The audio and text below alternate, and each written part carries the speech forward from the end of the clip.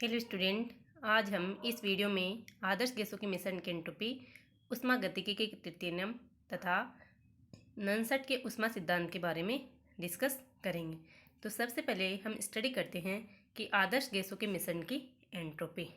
क्योंकि हम जानते हैं कि एक मोल आदर्श गैस के लिए एंट्रोपी परिवर्तन ds बराबर CV/dT/T प्लस R dV/V होता है। चूँकि CV का मान स्थिर मानते हुए इसका समाकलन करने पर एंट्रोपी S बराबर CV ln T plus R ln V plus S0 प्राप्त होता है, जहाँ S0 एक समाकलन स्थिरांक है।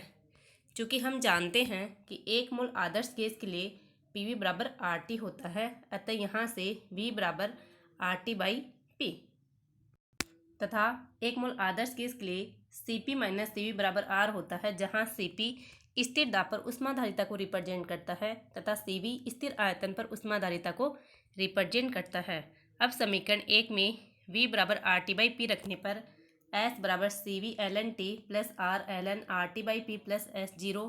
अब इसको सोल्व करने पर हमें S बराबर CV plus R ln T plus R ln R minus R ln P plus S0 प्राप्त होता है।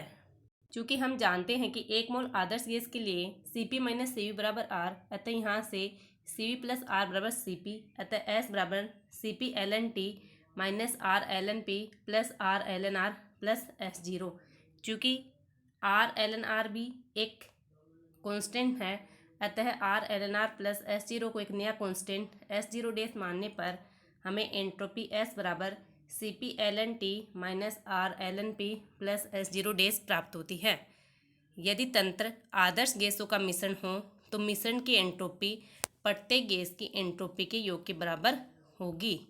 यदि N1, N2, N3 and so on गैसों के मोल तथा P1, P2, P3 and so on आंशिक दाब हो तो मिश्रण की एंट्रोपी को निम्न प्रकार लिख सकते हैं।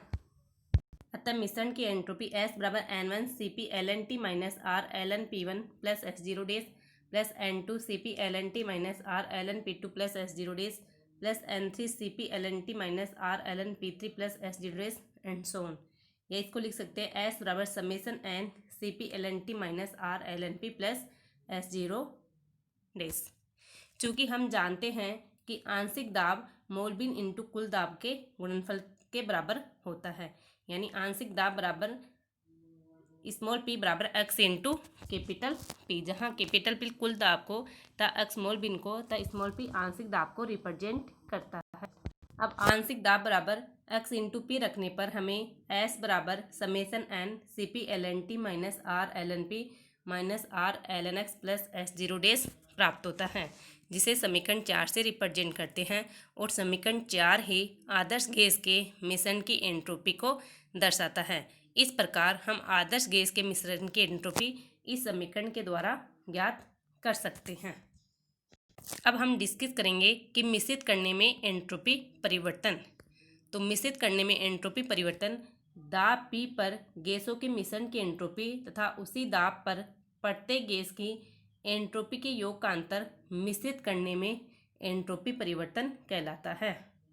अर्थात मिश्रित करने पर एंट्रोपी डेल्टा S मिश्रण बराबर दाब P पर गैसों के मिश्रण की एंट्रोपी माइनस दाब P पर प्रत्येक गैस की एंट्रोपी का योग, अर्थात डेल्टा S बराबर summation N Cp ln T minus R ln P minus R ln x plus S0 dash, जो कि दाब P पर गैसों के मिश्रण की एंट्रोपी को रिप्रेजेंट करता है, minus summation N Cp ln T minus R ln P plus S0 dash, जो कि दाब P पर प्रत्येक गैस की एंट्रोपी के योग को प्रदर्शित करता है। अतः इसको सोल्व करने पर डेल्टा S मिश्रण बराबर minus R summation N ln x प्राप्त होता है, जिसको मोल्स के रूप में लिखने पर minus R ln N1 ln x plus N2 ln x2 plus N3 ln x3 and so on प्राप्त होता है। अतः डेल्टा S मिश्रण बराबर minus R summation Ni ln xi प्राप्त होता है, जहाँ Ni मिश्रण में अवयवी गैसों के मोलों की संख्या तथा xi मिश्रण में अवयवी गैसों के मोल बिन को रिप्रेजेंट करता है। माना कि मिश्रण में कुल मोलों की संख्या n है, तो n बराबर n1 plus n2 plus n3 plus n4 होता है, जिसे n का भाग देने पर 1 बराबर x1 plus x2 plus x3 and so on प्राप्त होता है। अतः एक मोल गैसीय मिश्रण के लिए डेल एस मिश्रण बराबर minus R summation X I L N X I प्राप्त होता है, जहाँ एक्स आई मिश्रण में उपस्थित गैस के मोल भिन्न को रिप्रेजेंट करता है। दिया हुआ कि 1 मोल हाइड्रोजन तथा 9 मोल ऑक्सीजन को 25 डिग्री सेल्सियस तथा 1 वायुमंडलीय दाब पर मिश्रित किया जाता है, और यदि गैसों को आदर्श गैस माना जाए तो मिश्रित करने में एंट्रोपी परिवर्तन ज्ञात कीजिए। जानते हैं कि मिश्रित करने में एंट्रोपी परिवर्तन डेल्टा एस मिश्रण बराबर minus R summation N I L N X I होता है। चूँकि दिया हुआ है कि हाइड्रोजन का 1 मोल है तो N1 बराबर 1 और N2 बराबर 9 मोल। हमें ज्ञात करना है मोल भिन्न, तो x1 बराबर 1/1 प्लस 9 बराबर 1/10 तो 0.1। x2 ज्ञात रहेंगे 9/1 प्लस 9, तो इसका मान आ जाएगा 0.9। अब समीकरण में मान रखने पर डेल्टा एस आर का मान 8.314 joule kelvin mole inverse N1 ln x1 plus N2 ln x2, तो माइनस 8.31 1 ln 0.1 प्लस 9 ln 0.9।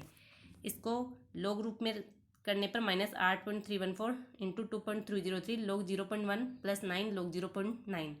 इसको सोल्व करने पर हमें डेल्टा एस मिश्रण बराबर 27.03 जूल पर केल्विन प्राप्त होता है।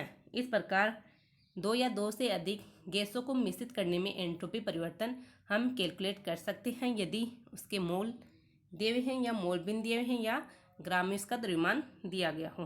कि 6 ग्राम हाइड्रोजन तथा 28 ग्राम नाइट्रोजन को 27 डिग्री सेल्सियस तथा 1 वायुमंडलीय दाब पर मिश्रित किया गया है। यदि इस ताप और दाब पर एक आदर्श मिश्रण बनता है तो मिश्रित करने में एंट्रोपी की गणना कीजिए। अब हमें ग्राम में दिया हुआ है तो सबसे पहले मोल में चेंज करेंगे, फिर मोल भिन्न में चेंज करेंगे। अतः हाइड्रोजन के मोल हो जाएंगे 6/2 बराबर 3, नाइट्रोजन के मोल हो जाएंगे 28/28 तो 1। अतः हाइड्रोजन की मोल भिन्न हो जाएगी x1 बराबर 3/3 प्लस 1 यानी 3/4, और नाइट्रोजन की हो जाएगी 1/4। अब समीकरण में मान रखने पर डेल्टा एस मिश्रण बराबर minus R N1 ln x1 plus N2 ln x2, तो r बराबर माइनस 8.314, N1 बराबर 3, x1 बराबर 3/4, N2 बराबर 1, x2 बराबर 1/4 रखने पर इसे लॉग रूप में फॉर्म में चेंज करने तथा 3/4 को log 3 माइनस log 4 तथा log 1/4 को log 1 माइनस log 4 रखने पर लघुगणक के नियम लगाने पर log 3 का मान 0.4771, log 4 का मान 0.602 रखने पर हमें इसको सोल्व करने पर डेल्टा एस मिश्रण बराबर 18.70 जूल पर केल्विन प्राप्त होता है। इस प्रकार किन्हीं 2 या 2 से अधिक गैसों को मिश्रित करने पर हम एंट्रोपी परिवर्तन की गणना कर सकते हैं।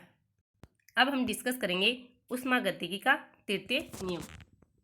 तो ऊष्मागतिकी का तृतीय नियम एंट्रोपी के मान की सीमा को निर्धारित करता है। यह नियम कहता है कि शुद्ध पूर्णतः क्रिस्टलीय ठोसों की परम शून्य ताप पर एंट्रोपी का मान शून्य होता है। इस नियम को ही यह कथन ही ऊष्मागतिकी के तृतीय नियम का कथन कहलाता है। जैसे स्थिर दाब पर किसी पदार्थ की एंट्रोपी का ताप के साथ परिवर्तन ds बराबर Cp dt/T समीकरण द्वारा दिया जाता है। माना कि कोई ठोस को 0 केल्विन से T केल्विन तक स्थिर दाब पर गर्म किया जाता है तथा ताप T ठोस के गलनांक से कम है।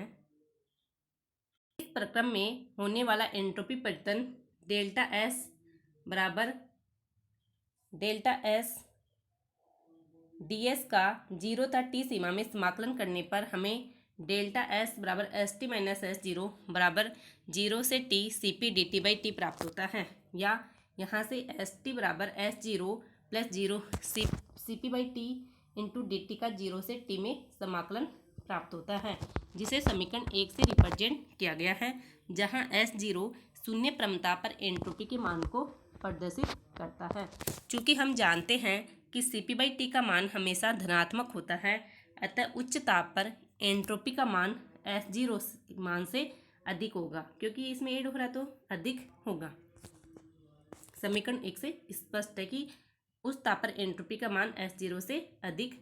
अतः एम प्लांक ने बताया कि शुद्ध पूर्णतः क्रिस्टलीय ठोसों की परम शून्य ताप पर एंट्रोपी का मान शून्य होता है, यानी S0 का मान शून्य होता है। यही ऊष्मागतिकी का तृतीय नियम कहलाता है। इसे हम गणितीय रूप में इस प्रकार रिप्रेजेंट करते हैं। यदि ताप शून्य की ओर अग्रसर हो रहा हो तो एंट्रोपी का मान शून्य होता है, अर्थात T बराबर 0 पर S बराबर S0 बराबर 0।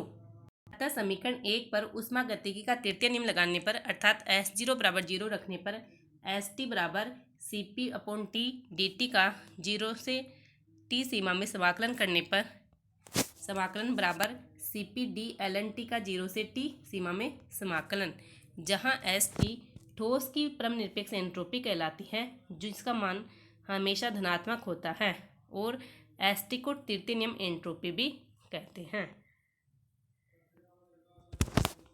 यही ऊष्मागतिकी का तृतीय नियम का कथन है।